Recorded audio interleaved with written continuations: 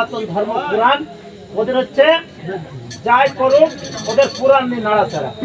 আর আমরা মুসলমান পুরাণের ভিতরে যা আছে, যদি একটা মিলাদ হয় এই কোরআনের ভিতরে 10টা আয়াত পাঠ করে, সেই 10টা আয়াত পাঠ করে ব্যাখ্যা করে তারা মিলাদ করে পায়।